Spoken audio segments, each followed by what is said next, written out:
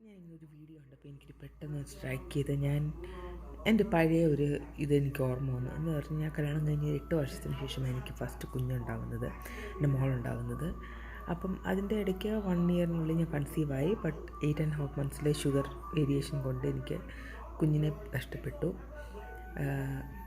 അത് ഞാൻ പറയാൻ വന്നത്, ഈ കുഞ്ഞുങ്ങൾ കുറേ നാളില്ലാതിരുന്ന സമയത്ത് നമ്മളെ അറിയാവുന്നവരാണ്, അറിയാത്തവർക്ക് അതറിയില്ലല്ലോ. അതായത് കുഞ്ഞുങ്ങളില്ലാന്ന് അറിയാവുന്നവർ ചിലപ്പം നമ്മുടെ ഫാമിലിയിലുള്ളവരല്ല, കൂടുതലും പുറത്തുള്ളവരാണ്, നമ്മളെ നന്നായിട്ട് അറിയാവുന്ന ആൾക്കാരാണ്. അപ്പോൾ അവർക്ക് നമ്മൾ ഈ മക്കളില്ലാതിരിക്കുന്നവർക്ക് അതിന് മനസ്സിലാവുള്ളൂ. കാരണം നമ്മൾ കുഞ്ഞുങ്ങളെ ഇങ്ങനെ കാണുമ്പോൾ നമുക്ക് വല്ലാത്തൊരു കുഞ്ഞിനെ തൊടാനോ അല്ലെങ്കിൽ എടുക്കാനോ ഒക്കെ ഭയങ്കരമായിട്ട് നമുക്ക് തോന്നും. മക്കളില്ലാത്തവർക്ക് മനസ്സിലാവും. അപ്പം നമ്മളിങ്ങനെ എടുക്കാനും കൊഞ്ചിക്കാനൊക്കെ പോകുമ്പോഴല്ലോ, കുഞ്ഞുങ്ങളുണ്ടാവാതിരിക്കുന്നതാണെന്ന് അറിയാവുന്ന പേരൻസ് ഉണ്ടാവും.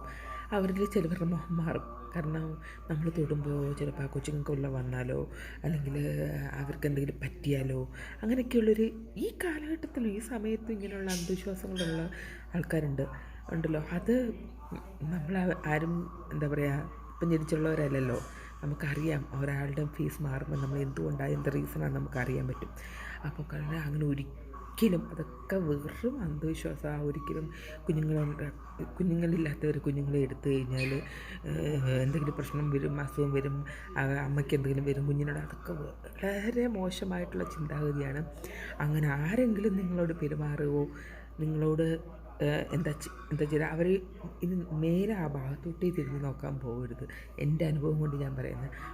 ആഫ്റ്റർ ദാറ്റ് ഒത്തിരി നാൾ കഴിഞ്ഞിട്ടാണെങ്കിലും എനിക്ക് 2 കുഞ്ഞുങ്ങളാണ്. ഒരാളെ അല്ല ദൈവം തന്നത്, ഒരാളെ ചോദിച്ചത്. ഒത്തിരി കരഞ്ഞ് നമ്മൾ ആഗ്രഹിച്ചിട്ട് ഒന്നിന് പകരം 8 ഇയേഴ്സ് കഴിഞ്ഞ് കുഞ്ഞിനെ മൂത്ത ആൾക്ക് ഒരു 1.25 വയസ്സുള്ളപ്പം എഗെയിൻ ഞാൻ കൺസീവായി. 2 ഗേൾസാണ് ഇപ്പോൾ എനിക്കുള്ളത്. അപ്പോൾ ഈ കുഞ്ഞുങ്ങളില്ലാതിരിക്കുന്നവരുടെ വിഷമം നന്നായിട്ട് നമുക്കറിയാം. ഒരു കാരണവശാലും നിങ്ങൾ വിഷമിക്കരുത്. ദൈവം സമയം നിങ്ങൾക്ക് തന്നിട്ടുണ്ടെങ്കിൽ ഉറപ്പായിട്ടും ആ ഒരു സമയത്തിന്, അതിന് മുമ്പ് നിങ്ങൾ എത്ര കടന്നിട്ട് പ്രാർത്ഥിച്ചാലും നിങ്ങൾക്ക് ദൈവം നിങ്ങളെ കുഞ്ഞുങ്ങളെ നോക്കാനായിട്ടൊരു സമയം തന്നിട്ട്, ആ ഒരു പക്വത ആ സമയത്ത് നിങ്ങൾക്കുണ്ടാകുന്നതാണ് ഏറ്റവും നല്ലത്. കുഞ്ഞുങ്ങളെ നോക്കുന്നത് വളരെ ബുദ്ധിമുട്ടുള്ള കാര്യമാണ്. എങ്ങനെ വേണമെങ്കിലും നോക്കുവാണെങ്കിൽ പ്രശ്നമില്ല. ബട്ട് നന്നായിട്ട് വളർത്തണമെന്നുണ്ടെങ്കിൽ വളരെ പക്വത വേണം. നമ്മൾ ഏറ്റവും ടഫസ്റ്റായിട്ട് ജോബാണ് മദർ, അല്ലേ? ആണ്, മദേഴ്സിൻ്റെ ജോലിയാണ് ഏറ്റവും ടഫായിട്ടുള്ളത്. So don't